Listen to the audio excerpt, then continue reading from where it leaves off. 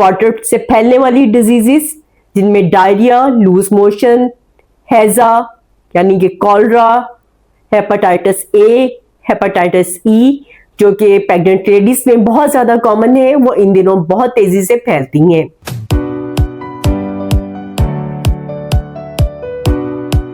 Assalamualaikum, my name is Dr. Hina Ambar and I welcome all of you in my clinic Telemedicine by Dr. Hina Ambar।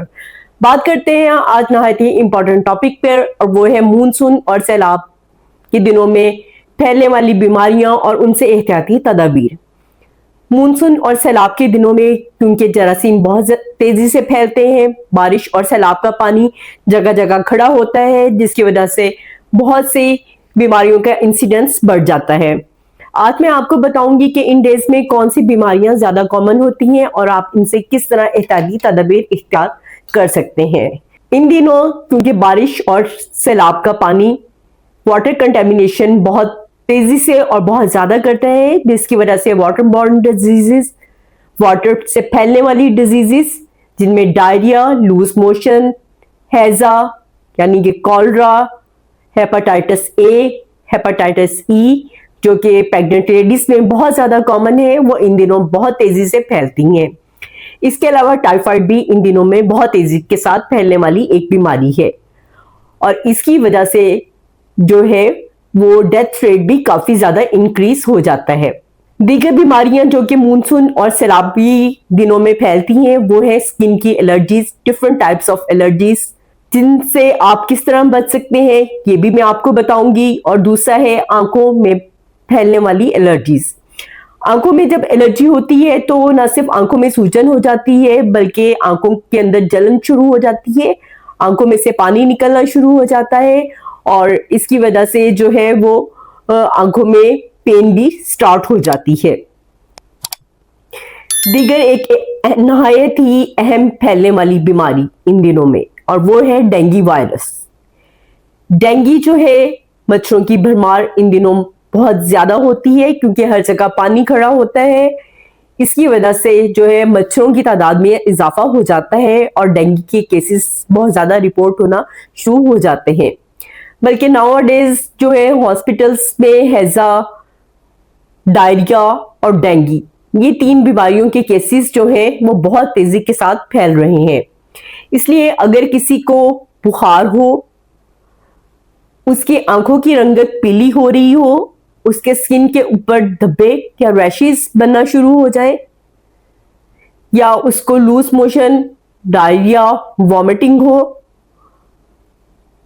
और हड्डियों में बहुत ज्यादा दर्द हो रहा हो, आंखों में, सर में बहुत ज्यादा दर्द हो रहा हो और मतली की कैफियत महसूस हो रही हो, तो फौरन डॉक्टर से रजू करना चाहिए क्योंकि ये डेंजर साइंस है इन बीमारियों के। अब आते हैं इनकी एहतियाती तदाबीर की तरफ कि आप इन बीमारियों से कैसे बच सकते हैं। सबसे पहले तो मैंने जैसे कि आपको बताया कि हैजा यानी कि कॉलरा, डायरिया, हेपेटाइटिस ए, ई और टाइफाइड ये है वाटर बॉर्न डिजीजेस जो कि पानी की कंटेमिनेशन के साथ फैलती हैं। इनसे बचने के लिए आपको चाहिए कि आप उबला हुआ पानी इस्तेमाल करें। पीने के लिए जो पानी इस्तेमाल करें उसको कम से कम 10 से 15 मिनट तक बॉइल करें ताकि उसके अंदर जरासीम जो है वो खत्म हो सके। कोशिश करें कि घर में खाना पकाने के लिए भी जो पानी इस्तेमाल करें उसको 10 से 15 मिनट तक लाजमी उबालें। खाना बनाते हुए भी बनाने से पहले अपने हाथ अच्छी तरह वॉश करें। खाना खाने से पहले और बाद में भी हाथों का अच्छी तरह साफ करना बहुत जरूरी है।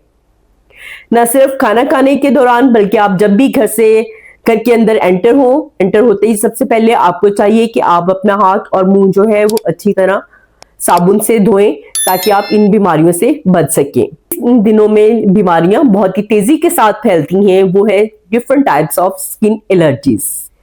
क्योंकि पानी जगह जगह खड़ा होता है जिसकी वजह से वहां पे एलर्जीज के जरासीम्स जो है बहुत ज्यादा फैल जाते हैं और बाजुकात लोग आर्जी जो सैलाबी कैंप्स होते हैं उनमें रह रहे होते हैं, एक क्लोज जगह पे गैदरिंग बहुत ज्यादा होती है और वहां पे जो है इस किस्म की स्किन एलर्जीज जो है वो बहुत तेजी के साथ फैलती हैं, या आइस एलर्जीज भी।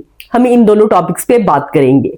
स्किन एलर्जी से बचाव के लिए ज़रूरी है कि आप डिटॉल वाला जो है पानी नहाने के लिए इस्तेमाल करें, यानी जब आप नहाएं तो उसमें फ्यू ड्रॉप्स ऑफ डिटॉल जो है वो ऐड कर लें, ताकि आप इस बीमारियों से, स्किन एलर्जी से बच सकें, या डिटॉल सोप जो है वो अपनी डेली रूटीन का हिस्सा बना सकते हैं आप।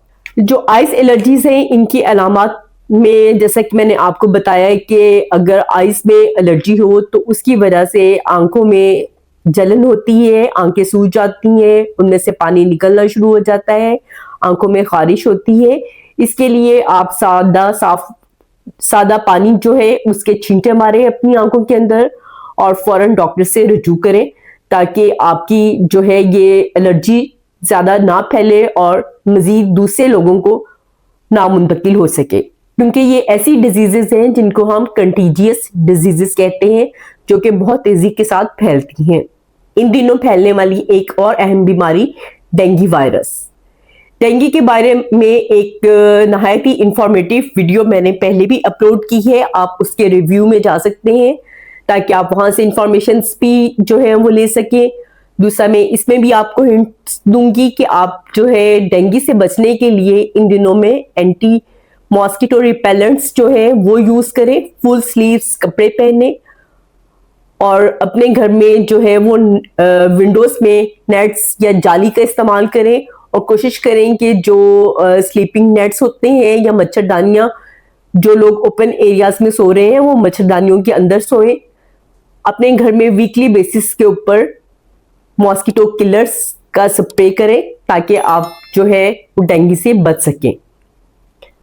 इस वीडियो के अंदर मैंने आपको इन मानसून के दिनों में और सैलाब के दिनों में फैलने वाली बीमारियों के मुतालिक नहायत ही मुअस्सर अंदाज में बताने की कोशिश की है और इनके साथ इनकी एहतियाती तदाबीर भी बयान की है, ताकि आप इन बीमारियों में से बच सकें।